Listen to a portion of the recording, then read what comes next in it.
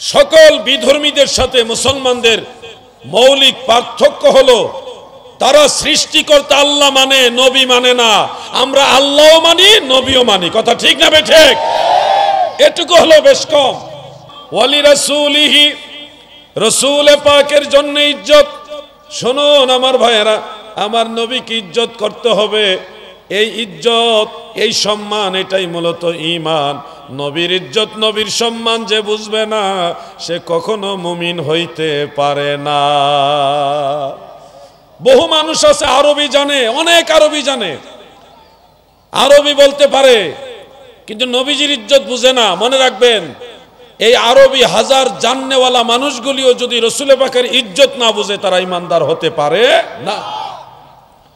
মুসনাদু আহমদের মধ্যে একটা রিওয়ায়াত রয়েছে, আমার দয়াল নবীজি বলেছেন, সায়াকুনু ফি আখিরি জামান, শেষ জামানায় এমন একটা জামানা আসবে, ফি উম্মতি বা আও মিন উম্মতি, আমার উম্মতের মাঝে এমন একটা জামানা আসবে শেষ দিকে, এমন কিছু মানুষ আবির্ভূত হবে, কুলুবুহুম কুলুবুহুম কুলুবুহুম কুলুবুল আজিম, যাদের কালব হবে অনারবি যারা তাদের কালবের মতো।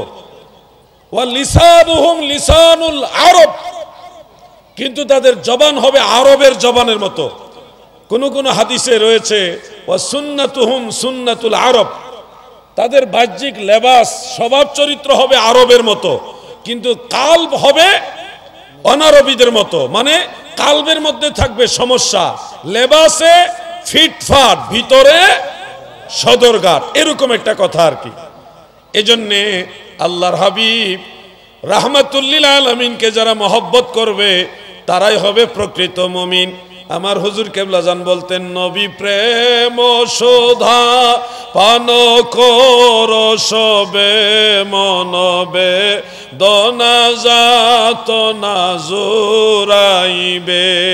নবী প্রেম সুধা পান কর সবে মনবে, দনা যাত না জোরাইবে। খোদা প্রাপ্তি তোর তরে লাভ হবে, নবী পদবিনে ভাব সবে মিশে। আল্লাহুম্মা সাল্লি আলা। বক্সের ভলিউমটা একটু বাড়ান, আওয়াজ পাচ্ছি না তো, এই বক্সের ভলিউমটা একটু দরকার। ওয়ালা আলি,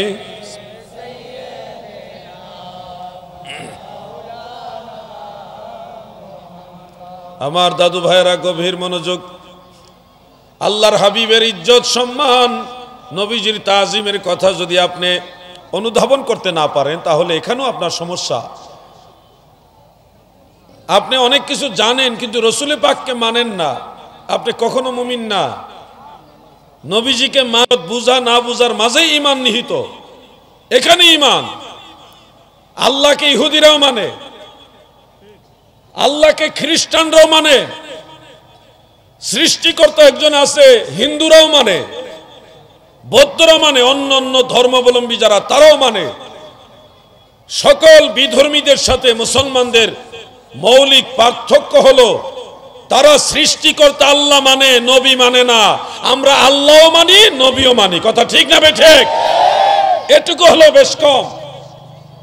এই বেশ কমটাই আপনাদেরকে বিধর্মীদের থেকে পার্থক্য করেছে, আলাদা করেছে। এজন্য এখানে আপনাদের খেয়াল রাখতে হবে, ওয়ালিল্লাহিল ইজ্জাতু ওয়ালি রাসূলিহি, ইজ্জত আল্লাহর জন্য এবং আল্লাহ রসুলের জন্য।